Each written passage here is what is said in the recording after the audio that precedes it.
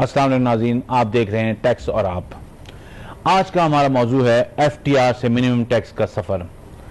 ये सफ़र तो बहुत तवील है, लेकिन इस सफ़र में बहुत सारे बिजनेसेस जो हैं वो बंद भी हो गए, बहुत सारे कारोबार जो हैं नए शुरू भी हो गए, बहुत सारी एफबीआर की रिफॉर्म्स की रेजीम्स आई, बहुत सारा एफबीआर ने कोशिश की कि रिफॉर्म्स लेके आए, लेकिन वो नताइज हासिल नहीं कर सके जो वो समझते थे उनको हासिल करने चाहिए। वजह क्या है? वजह तो हम जानेंगे, और लेकिन जो पहली बात है वो बहुत अहम है। वो ये है कि अभी 8 दिसंबर जो है टैक्स रिटर्न्स की फाइलिंग की लास्ट डेट थी। उस पर एफबीआर ने कहा कि जी हम डेट नहीं बढ़ाएंगे, आप डेट अप्लाई कर दें। उन्होंने मेरे ख्याल में अगर उनको ये मौक़िफ़ है कि उन्होंने सही किया, काफ़ी डेट मिल गई थी, बिल्कुल सही किया। लेकिन बात ये हो रही है कि टैक्स फाइलर जो हैं वो कितने उनके नंबर्स हैं, कितने फाइलर्स आ गए हैं। अब एफबीआर क्या इक़दाम करेगा? क्या एफबीआर डिस्टिंग्विश करेगा उन लोगों को जो हमेशा रिटर्न फाइल करते रहे, लेकिन उनकी कोई मजबूरी थी, कोई जेन्युइन रीज़न था, कोई बीमारी थी, उनके हेल्थ प्रॉब्लम थे, उन्होंने रिटर्न नहीं फाइल कर सके, तो क्या उनको भी उसी स्टिक से डील किया जाएगा?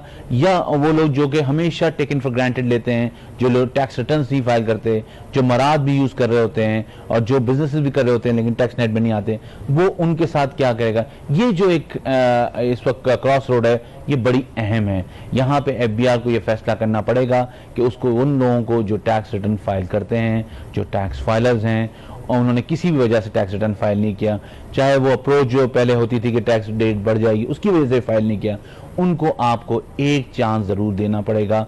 उन पे आप पेनल प्रोविजंस उन पे अप्लाई नहीं करनी चाहिए। आप उनको एक चांस दें, क्योंकि वो आपके सिस्टम को पिछले कई दहाइयों से सपोर्ट करते आ रहे हैं। वो आपके टैक्स पे कर रहे हैं, आपकी कंप्लायंस कर रहे हैं, आपके ऑडिटर्स फेस कर रहे हैं, आपके 125 के नोटिस फेस कर रहे हैं, मॉनिटरिंग के नोटिस फेस कर रहे हैं। उनको आपको उनको एक चांस देना चाहिए। लेकिन वो लोग जो इस वक्त टैक्स नेट में नहीं है, वो उनको टैक्स नेट में लाना है, उनके लिए एफबीआर को काम करना होगा और ये देखना होगा कि जब हम 2-3 महीने बाद की एक्सरसाइज के बाद देखेंगे तो बहुत सारे लोग टैक्स नेट में आने चाहिए और यही एफबीआर का काम है।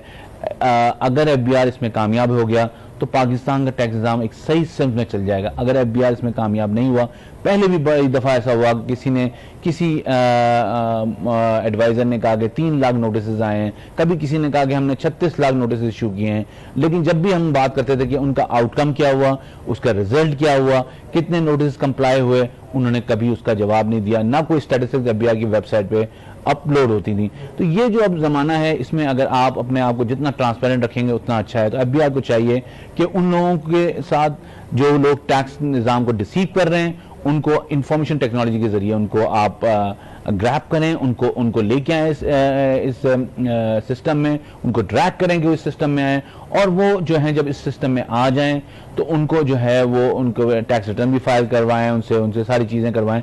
तो ये जो है एफबीआर का एक असल काम है, क्योंकि टैक्स फाइलर्स अगर जब तक नहीं बढ़ेंगे, टैक्स रेवेन्यूज जब तक नहीं बढ़ेंगे, टैक्स रिटर्न्स की डेट आप ना बढ़ाएं, उससे कोई फ़र्क नहीं पड़ेगा, टैक्स निज़ाम स्ट्रेंथन नहीं होगा।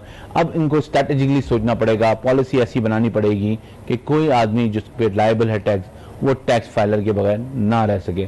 तो ये एफबीआर के लिए एक सवाल मैं छोड़े जा रहा हूँ कि एफबीआर ने अब इस दफ़ा स्टैंड लिया है। अब मैं उम्मीद करता हूँ कि जो नॉन फाइलर्स हैं उनके खिलाफ जो एक्शन है वो भी लोगों को नजर आएगा, और जो लोग पिछले कई सालों से टैक्स रिटर्न फाइल करते हैं उनको ये इत्मीनान होगा कि जो नॉन फाइलर्स थे, जो हमारे बराबर ही सारी मराहत यूज़ कर रहे थे, उनको भी अब टैक्स रिटर्न फाइल करनी पड़ेगी। आज का जो हमारा मौजू है वो है एफटीआर से लेके मिनिमम टैक्स का जो सफ़र है। पहले ही एक एफटीआर की रिजीम लाई गई 91-92 में कि जी आपने जो टैक्स आपकी रिसीट पे कट गया, आप सप्लायर्स हैं, आप इंपोर्ट पे, आपके कॉन्ट्रैक्चुअल रिसीट पे आपका टैक्स कट गया, उसके बाद आपसे कोई टैक्स नहीं लिया जाएगा। ग्रेजुअली ये सिस्टम चलता रहा, आगे बढ़ती रही बात, और by the passage of time policy makers को ये एहसास हुआ कि ये तो बहुत कम टैक्स है, लोगों की प्रॉफिट्स बहुत ज़्यादा हैं, और फिर ये जो है डिस्कशन शुरू हुआ कि इसको किस तरह रीडू किया जाए, क्योंकि इसमें सप्लाई चेन जो दूसरे लोग काम कर रहे होते थे वो टैक्स नेट में नहीं आते थे। तो फिर ये उन्होंने ये सिस्टम लेके आए और मिनिमम टैक्स को उन्होंने कहा अच्छा ठीक है, ऐसा करते हैं कि हम ये जो टैक्स कट रहा है इसको मिनिमम टैक्स कर देते हैं, लेकिन नॉर्मल टैक्स रिजीम होगी। अब जो सवाल आ रहा है वो क्या मिनिमम टैक्स रिजीम है या नॉर्मल टैक्स में रिटर्न फाइल होना चाहिए? ये जो सवाल है ये बुनियादी सवाल है। और इनकम टैक्स रिटर्न जो जिसमें बहुत सारे लोग नहीं फाइल कर सके, उसकी वजह ये थी कि लोगों को जब सिस्टम में जाते थे तो वो कहता था कि आपकी रसीद है, इस पर अपना मिनिमम टैक्स दे दें और दूसरा टैक्स अलग दें।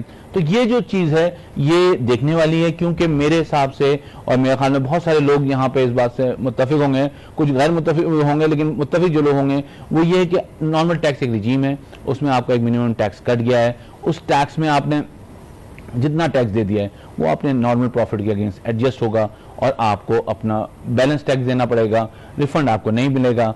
अगर ज़्यादा आपकी आमदनी कम है और टैक्स ज़्यादा कट गया तो कैरी फॉरवर्ड होगा।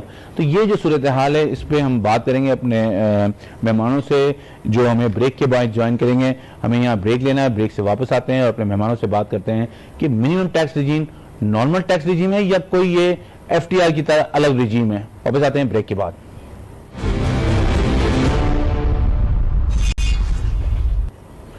ब्रेक पे जाने से पहले हम बात कर रहे थे कि FTR रिजीम से मिनिमम टैक्स रिजीम का सफ़र जो है उसको कानून उसके बारे में क्या कहता है, उस पर FBI ने टैक्स रिटर्न किस तरह डिज़ाइन किया है, लोगों की क्या उस पर राय है और किस तरह जो है इसको डील आउट होना चाहिए।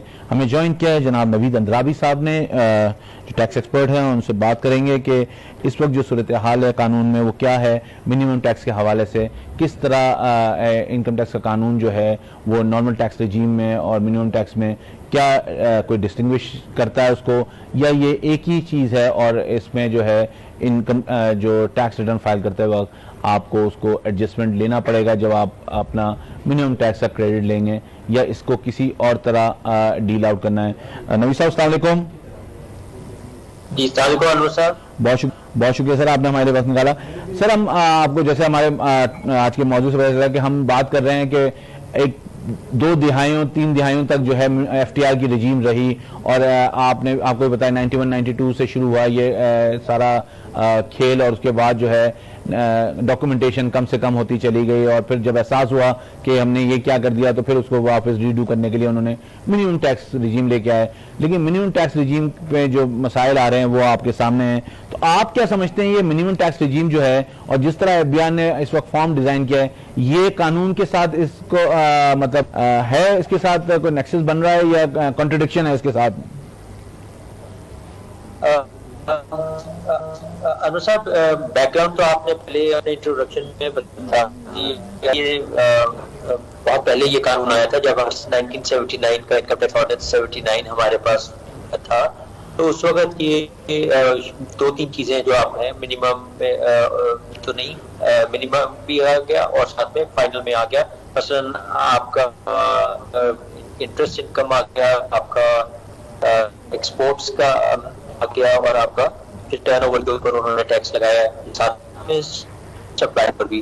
तो इसके कॉन्सेप्ट था 80B, 80C और 80D के हवाले से ये आया और इसको फिर सुप्रीम कोर्ट ऑफ पाकिस्तान ने इलाही कॉटन की फेमस स्टेटमेंट है उसमें उन्होंने कहा कि ये रिजीम जो है ये बिल्कुल ठीक है और ये टैक्स चार्जेबिलिटी की प्रोविजंस को मीट करती है और ये टैक्स लग सकता है। इसी तरह जब इसको हमने इंपोर्ट किया अपने 2001 ऑर्डिनेंस में तो हमने इसको भी उसी तरह ही रखा। इसी तरह हमारी इंपोर्ट्स जो थी वो सेक्शन 148 में चली गई और हमारी जो सप्लाईज थी वो 153 में चली गई और वो आ जाके तो फाइनल टैक्स रिजीम में चली गई और 2 सेपरेट रिजीम्स कारगर रही। जबकि वेरी रिसेंटली अब इसको इन्होंने चेंज किया, मगर इससे पहले मैं आपको बता दूं कि जो हमारा कॉन्सेप्ट था मिनिमम टैक्स का वो इस कानून में भी मौजूद था कि आपकी अगर इनकम कम है, इनकम के ऊपर टैक्स कम है तो आप अपनी टर्नओवर की बेस के ऊपर आप टैक्स देंगे, वो जो आपका मिनिमम टैक्स तस्वर किया जाएगा। लेकिन वहां पे ये था कि आपको प्रॉफिट नहीं है तो आप मिनिमम टैक्स देंगे, या अदरवाइज ये कहते हैं मिनिमम टैक्स और प्रॉफिट भी आपका होना उससे फर्क नहीं पड़ता, ये टैक्स आप जरूर देंगे। जी बिल्कुल, मैं इसीलिए इसी तरह आ रहा था। जो उसकी जो क्राइटेरिया था, जो चार्जेबिलिटी थी वो सेक्शन 113 में ही दी गई थी, मगर लिखा गया था कि अगर आपका टैक्स जो है टर्नओवर की जो आपकी है उसके रेशियो से कम है 0.5% के हिसाब से या जो भी आपका है, तो फिर ये आपकी चार्जेबिलिटी 1132 को अगर आप पढ़ेंगे तो वो चार्जेबिलिटी की बात करती है। It will be turnover will be deemed as income. अब जो इन्होंने ये 2019 के एक्ट से जो इन्होंने जो अमेंडमेंट्स लेके आए हैं सेक्शन 148 में और इसी तरह सेक्शन हमारी जो है 150 की है, यानी कि प्रॉफिट ऑन डेट के ऊपर है, 153 में सप्लाईज और जो है हमारी कॉन्ट्रैक्ट्स हैं, और तीसरा जो चीज है सर्विसेज को भी 2020 से उन्होंने मिनिमम में डाल दिया है, मगर इसकी कोई चार्जिंग सेक्शन जो है वो अवेलेबल नहीं है। बल्कि अगर आप देखें इन सब की जो चार्जिंग सेक्शन थी वो 169 थी, 169 में से भी इनको निकाल दिया गया है। अच्छा, ये भी बताते चलें कि ये जो इसको मिनिमम टैक्स लाने की विजडम क्या है, क्या इसके मकासद क्या है, मतलब इससे हुकूमत क्या हासिल करना चाह रही है, एफबीआई ने क्या हासिल करेगी इससे मिनिमम टैक्स लाने से?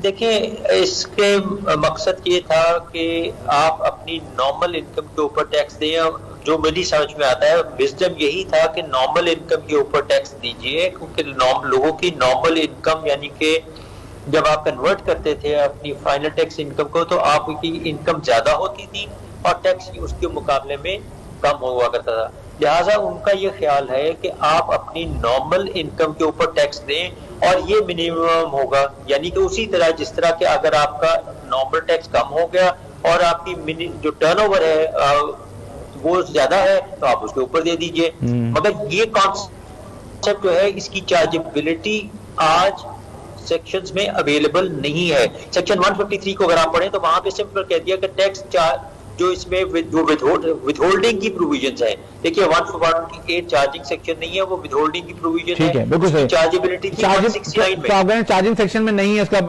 इसको अमेंडमेंट नहीं की गई वहां पे जी। वहां जब तक कि इसकी चार्जिंग सेक्शन में अमेंडमेंट नहीं की जाती तब तक ये मिनिमम टैक्स तो है, मगर आपकी ये इनकम तस्वर नहीं की जाए, आपकी टर्नओवर को इनकम तस्वर नहीं कर सकते, बल्कि आपकी जो नॉर्मल इनकम है अगर उसका टैक्स कम है तो आप ये देंगे। और इसकी एडजस्टमेंट सर आप इस बात से मुत्तफिक हैं कि सिर्फ अब एक ही रिजीम है, normal tax regime?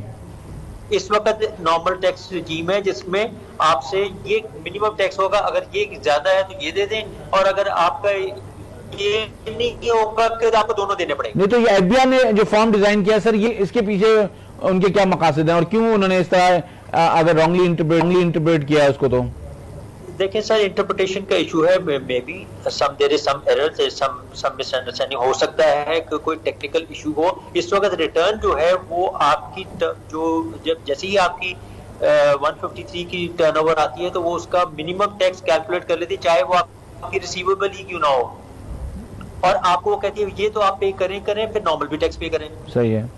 So that is not possible. There is some error somewhere. I think it needs to be resolved. Unless FBR comes out with this clarification, no, this is separate tax and that is separate tax, और आपको दोनों देने चाहिए। मेरी नजर से अभी तक इस तरह की कोई क्लैरिफिकेशन सवाए टैक्स रिटर्न्स की इम्प्लीकेशन के बजाय और कोई नजर नहीं आ रही। अच्छा, जब हम एफटीआर में होते थे ये बिजनेसेस, तो उस वक्त एफटीआर की रिसीट्स को एक्सक्लूड कर देते थे फ्रॉम द नॉर्मल रिसीट्स या अपॉर्चुनिट करते थे, तो इसका मतलब तो ये था कि ये फाइनल टैक्स में अलग हो सकता है, मिनिमम टैक्स में तो अलग नहीं हो सकता ये? सर, फाइनल टैक्स के लिए जिस तरह मैंने अर्ज किया कि चार्जेबिलिटी दी हुई थी और वहां पे उन्होंने लिखा हुआ है, आप 113 की भी जब पढ़ते हैं तो कहते हैं जो फाइनल टैक्स है उसको माइनस कर दें, निकाल दें वहां से। जी हाँ। टैक्स कलेक्टेड अंडर 148, 150 वो उसमें से निकाल दिया जाता था। सही है जी। तो अब आप जब आप 113 की चार्जेबिलिटी देखें, वो कॉम्प्रिहेंसिव सेक्शन है 113। नहीं तो इस वक्त जो मिनिमम टैक्स है वो सिर्फ 113 है, इसका मतलब? जी, सिर्फ मेरे मिनिमम टैक्स है जिसको शायद अभी इसके ऊपर बहस करने की जरूरत नहीं है, मगर ये दो सेक्शंस हैं जो कि आपकी मिनिमम टैक्सेशन को डील करती हैं। ठीक है। तो आप ये समझ रहे हैं कि आप जिसको किसी को अपना टैक्स रिटर्न फाइल करना है तो नॉर्मल टैक्स रिटर्न फाइल करना, और ये जो टैक्स कटेगा इसका वो क्रेडिट ले सकता है? जी, जो ये टैक्स कटेगा ये आपके नॉर्मल टैक्स के सामने एडजस्ट होगा। अगर आपका नॉर्मल टैक्स जो है वो कम है तो ये फिर मिनिमम होगा, ये आपको वापस नहीं मिलेगा। ठीक है, लेकिन अगर ये ज्यादा हो तो ये कैरी फॉरवर्ड हो जाएगा? इसके बारे में भी इब्हाम है, अभी तक ऐसी कोई चीज नहीं है जिस तरह 113 में अवेलेबल है कैरी फॉरवर्ड, इस तरह अभी इसकी कैरी फॉरवर्ड की कोई प्रोविजन मैंने नहीं देखी अभी तक। सही है। तो मतलब ये कैरी फॉरवर्ड होने में भी आपको लग रहा है कि लॉ क्लियर नहीं है इस पे भी? जी, लॉ क्लियर नहीं है, देयर इज नो प्रोविजन। देखिए, ये सारा कुछ जो किया गया है ये एक आप समझिए कि ये फाइनेंस एक्ट कुछ कि ये भी कर दिया जाए, ये भी कर दिया जाए, जो हमारा तरीका चलता आ रहा है। तो इसमें सारी चीज में हमें ये देखना होगा कि इस लॉ की एप्लीकेबिलिटी को हम क्या चाह रहे हैं, उसको हम थ्रू आइदर एन ऑर्डिनेंस या क्लैरिफिकेशन थ्रू बोर्ड हमें देना चाहिए। रिटर्नों को आप अमेंड करते हैं सब, मेरे ख्याल में तो वो जो कॉन्सेप्ट है कि रिटर्न को आप टोटल ओपन करें और लेट पीपल फाइल राइट और रॉन्ग रिटर्न, आप उसको चेक करके फिर उसके बाद कीजिए। चाहिए तो आप ये नहीं कह सकते आप इस तरह रिटर्न फाइल करें। मेरा है। तो ये बड़ा क्लियर व्यू है कि रिटर्न ओपन होनी चाहिए, आप उसमें जो गलत करें सही करें, department is there to manage it and to oversight it और लुक एट जो 122 की प्रोविजन है वो अप्लाई करें आप और उसको आप खत्म करें। अच्छा, ये जो इन्होंने डिजाइन किया है जिस तरह रिटर्न, तो ये आपके ख्याल में डबल टैक्सेशन हो रही है? मैं जी बिल्कुल, अगर आप कहें कि आप फ्री भी देना है, सॉरी आपको ये जो मिनिमम टैक्स, ये मिनिमम टैक्स भी देना है और नॉर्मल टैक्स भी देना है, तो या अगर आपका नॉर्मल टैक्स जो है वो कम है और आप उसको एडजस्ट किए बगैर कहीं ये भी आपको देना ही देना है, ये नहीं हो सकता। अगर आपका मिनिमम टैक्स 50 रुपए है, नॉर्मल टैक्स 100 रुपए है, तो फिर आपसे मिनिमम टैक्स नहीं लिया जा सकता। ठीक है नवीश साहब, आपका बहुत शुक्रिया, आपने बड़ा वाज़ेह अंदाज में बताया कि मिनिमम टैक्स जो है वो क्या है और एफटीआर से जो मिनिमम टैक्स में आए हैं, तो इसमें अब इनकम टैक्स के कानून में सिर्फ एक रिजीम है, वो है नॉर्मल टैक्स रिजीम, जिसके तहत आपको अपना टैक्स रिटर्न फाइल करना है और अपना जो टैक्स कटा है उसका क्रेडिट लेना है और अकॉर्डिंगली अगर वो पेएबल है आपका बैलेंस तो आप उस पर टैक्स पे करें और अपना रिटर्न सबमिट कर सकते हैं। हमें यहाँ ब्रेक लेना है, ब्रेक से वापस आते हैं और तो अपने दूसरे मेहमान से बात करेंगे। वापस आते हैं ब्रेक के बाद। ब्रेक पे जाने से पहले हम बात कर रहे थे आज के अपने मौजू पे, जो कि है एफटीआर से लेके मिनिमम टैक्स रजीम तक का सफ़र, और हमें ज्वाइन किया है शुमाइल दाऊद साहब ने, जो साबका सदर रावलपिंडी चैम्बर ऑफ कॉमर्स के। उनसे बात करते हैं। अस्सलाम वालेकुम शुमाइल दाऊद साहब। जी वालेकुम सलाम। बहुत शुक्रिया, आपने हमारे वक्त निकाला। ये जो अब इनकम टैक्स कानून जो है 190 की डिग्री पे चेंज हो रहा है और उन्होंने एफटीआर से मिनिमम टैक्स रिजीम में लेके आ गए हैं, तो आप एज अ बिजनेसमैन आप कैसे देखते हैं? ये एक अच्छा इकदाम है या आप समझते हैं कि ये फिर वही एक एक्सरसाइज है जो फटाइल एक्सरसाइज जिससे कुछ हासिल नहीं होगा? जी बहुत शुक्रिया। देखिए बात यह कि ये मेरे तो ख्याल से ये लोगों की मुश्किलात में इजाफा करेगा, क्योंकि जो फाइनल टैक्सेशन रजीम थी उसमें लोगों को सहूलत थी। अगर हम इसको एग्जांपल लें, इंपोर्ट की सतह पे लें या मुख्तलिफ जगहों पे लें, तो वो फुल एंड फाइनल जो टैक्सेशन थी उसमें लोगों को बहुत से हिसाबात और बहुत सी वो जो पेचीदियां थी उनसे बच जाते थे। अभी इस सूरत में ये नहीं होगा और बहुत से लोग जो साल से एक बहुत अरसे से जिसे कहते हैं कि वो फुल एंड फाइनल की रजीम को इस्तेमाल करते थे, अब उनको अचानक से कंसल्टेंट्स की भी जरूरत होगी और उनको अपने हिसाबात का भी करना पड़ेगा और उसमें फिर टैक्सेशन की जो यानी जो मशीनरी है वो भी एम्प्लॉय होगी। देखना ये कि ये पहले किया क्यों गया था? ये पहले किया इसलिए गया था कि सिंप्लीफाई किया जाए और टैक्स कलेक्शन की जो कॉस्ट बेनिफिट रेशियो उसको भी मद्देनजर रखा जाए। तो क्या एफबीआर के निजाम में कोई बेहतरी आई है? क्या उनके कोई ऐसे अवामिल, कोई ऐसी टेक्नोलॉजी उनके पास आई है जिसकी मदद से अब ये कोई बेहतर तरीके से हो सकेगा? अगर हम तो आप क्या समझ शुमाइल साहब, ये जो सूरत हाल है इससे जो इनका स्टांस है वो ये है कि डॉक्यूमेंटेशन नहीं हो रही, तो क्या ये जो एफटीआर रिजीम से डॉक्यूमेंटेशन कम है या जो सप्लाई चेन में लोग हैं वो अनडॉक्यूमेंटेड रह जाते हैं? नहीं, देखें बात यह है कि डॉक्यूमेंटेशन की अगर हम बात करते हैं तो हम इसी की एनालॉजी ले लेते हैं कि हम गुज़िश्ता सालों में अगर देखें कोई 70 लाख या 74 लाख के करीब अगर आपके टैक्स जो आपके नेट एनटीएन होल्डर्स थे उनमें से फाइलर्स कम आ रहे थे और अभी भी यही एक्सपेक्टेड है, तो कन्वर्जन नहीं हुई। उनकी कन्वर्जन ना होने की वजह क्या ये फुल एंड फाइनल टैक्सेशन है? एफबीआर का ये स्टांस है कि डॉक्यूमेंटेशन क्यों? क्योंकि सप्लाई चेन में लोग जो थे वो अनडॉक्यूमेंटेड रह जाते थे, रिकॉर्ड नहीं आता था, डॉक्यूमेंटेशन नहीं होती थी, कोई उनके पास से कोई इनवॉइसेस नहीं आती थी, पता नहीं चलता था किससे परचेजिंग कर रहे हैं, कोई चीज़ एफबीआर मांग नहीं सकता था। ये इनका मौक़िफ़ है कि ये इस तरह डॉक्यूमेंटेशन जो है वो बेहतर हो सकेगी। दूसरी बात यह कि इसके अंदर एक बहुत बड़ा और लकूना है और वो आपको आपने हम श्योर और भी डिस्कशन में आया होगा, और वो ये है कि क्या यानी कॉन्स्टिट्यूशनली क्या ये सही है या गलत है, क्योंकि इसके अंदर बहुत सी वो भी एक डिफरेंस ऑफ ओपिनियन आ रही है जो एक्सपर्ट्स हैं बहुत से, और वो ये है कि फेडरल एम्बेड के अंदर आ रहे हैं और ये बहुत सा इम्पैक्ट जो है सर्विसेज सेक्टर के ऊपर भी आ रहा है, इसमें भी आ रहा है, इसी तरह FED के ऊपर भी ये डिस्कशन आई है। तो ये बहुत सी चीजों को ये नॉकडाउन कर रहा है और यहाँ पर ये तो क्लियर है ना, ये तो फेडरल सब्जेक्ट है। इनकम टैक्स की जहां तक बात है, बिकॉज एक लाही कॉटन का भी हम जिक्र कर रहे थे, तो वो सुप्रीम कोर्ट का एक जजमेंट है जिसमें उन्होंने कहा कि ये तो हुकूमत पे है कि हुकूमत रिसीट पे टैक्स लगाए या उसको प्रॉफिट पे टैक्स लगाना है, ये उन्होंने होल्ड कर दिया था। तो ये तो पुरानी बात है। लेकिन बात ये हो रही है कि FBR को खाते देने में जो बिजनेसमैन है उनको बहुत हिचकिचाहट होती है। इसकी वजह क्या है? क्या वो रखना नहीं चाहते, या वो अनडॉक्यूमेंट सेगमेंट से या मतलब दौर से निकल के आए तो अब डॉक्यूमेंटेशन करने में उनको बड़ी मुश्किलात हैं? आई थिंक उसमें एक तो ये है कि हमारा सिस्टम इस तरह से डिजाइन नहीं है और लोग यूज टू हैं, और जाहिर बात है एक सिंप्लीफाइड तरीकेकार था जिसके अंदर हुकूमत को भी टैक्सेशन के लिहाज से वो कलेक्शन थी। अगर ये करना होगा तो एकदम डेफिनेटली इसमें बहुत डिसरप्शन होगा लोगों का, और सिंप्लीफिकेशन तो नहीं होगी इसके अंदर, जाहिर बात है उनमें ऑडिट्स भी होंगे, फिर ये तमाम चीजें होंगी, तो डेफिनेटली एक डिसरप्शन होगी। नहीं तो ये अब देखें ना, अगर आप देखें इस वक्त जो पॉइंट ऑफ सेल की इंटीग्रेशन हो रही है, तो उसके बाद तो रिकॉर्ड्स तो रह ही नहीं जाएंगे, कोई उसकी मतलब अहमियत तो रह ही नहीं जाएगी। जिस तरह इंफॉर्मेशन टेक्नोलॉजी को अगर आप अंदर लेके आ रहे हैं तो वो भी, और उसके बाद फिर आपकी जो प्रोडक्शन साइड के ऊपर जो प्लान है वो भी जिसे कहते हैं कि प्लान के अंदर है कि जितनी भी प्रोडक्शन कैपेबिलिटीज है उनको भी नजर में लाया जाएगा। एक तो पॉइंट ऑफ सेल और रिटेल के अंदर, लेकिन दूसरा प्रोडक्शन वाले पे भी वहां पे वो जो है, जो जैसे पहले FED वगैरह के लिए ट्रक निकलते थे उनकी चेकिंग होती थी, अब उसका कोई ऑटोमेशन का कोई तरीका लेके आ रहे हैं वो। तो मैं कह रहा हूँ कि इसके बाद तो बुक कीपिंग तो इतना बड़ा मसला नहीं रह जाएगी।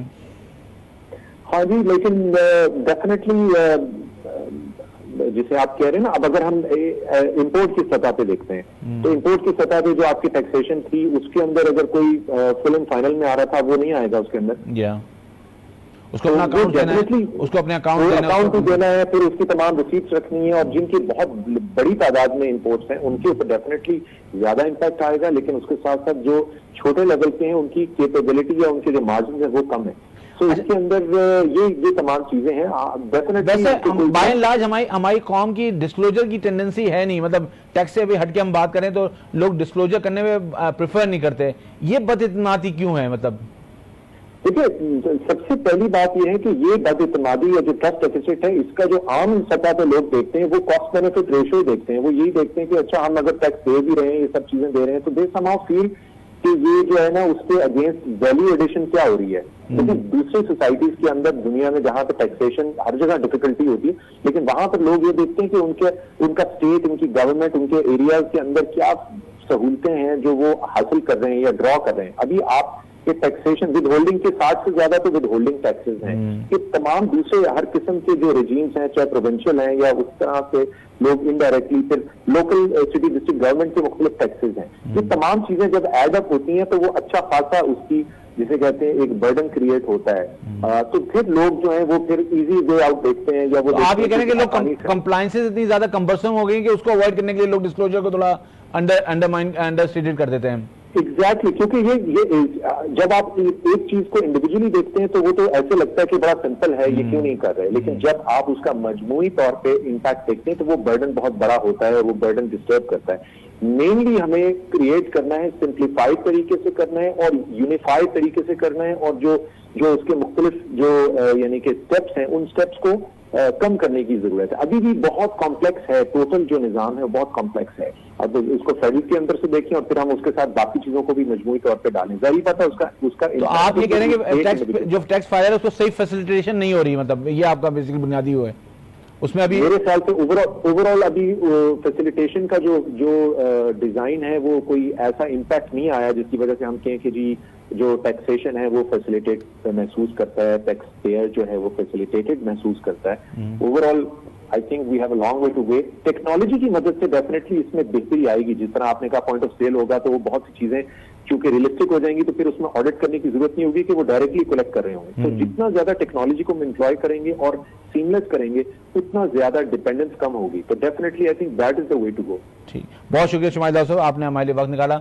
बड़े वाज़े अंदाज में उन्होंने बताया कि जी अभी भी जो है टैक्स फाइलर्स के लिए, टैक्स पेयर्स के लिए उसमें सो लॉन्ग वे टू गो, और इंफॉर्मेशन टेक्नोलॉजी जो है वो वे फॉरवर्ड है, और वही वे फॉरवर्ड है जो पाकिस्तान के टैक्स निज़ाम को, पाकिस्तान के टैक्स डिस्क्लोजर्स को बेहतर कर सकता है। लेकिन जब तक ये नहीं होगा, जब तक आप डिस्टिंग्विश नहीं करेंगे उन लोगों में जो टैक्स फाइलर्स हैं, जो आपके पास रिकॉर्ड जमा कराने हैं, और जो लोग जो कि आज़ाद घूम रहे हैं। और यही बात मैंने अपने प्रोग्राम के शुरू में भी कही थी और मैं आखिरी में भी ये बात कहूँगा कि अभी भी 8 दिसंबर को जो डेट थी उसमें उन लोगों के साथ जो है, जो लोग रेगुलर टैक्स फाइलर हैं, उनको उन लोगों के साथ ना पीसा जाए जो कि इस निज़ाम को डिसीव कर रहे हैं, इस सिस्टम को मिसयूज़ कर रहे हैं। आपको ये डिस्टिंग्विश करना पड़ेगा कि वो लोग जो आपके साथ पुराने खड़े हुए हैं, आपके साथ टैक्स रिटर्न फाइल कर रहे हैं, टैक्स जमा करा रहे हैं, उनको आपको फैसिलिटेट करना पड़ेगा। अगर ये फैसिलिटेशन आप नहीं करेंगे तो वो लोग जो डिसीव करते हैं उनको रीज़न मिलेगा और ये साइकिल कंप्लीट नहीं होगी। और इसके साथ साथ आप टैक्स लें लेकिन फैसिलिटेशन दें,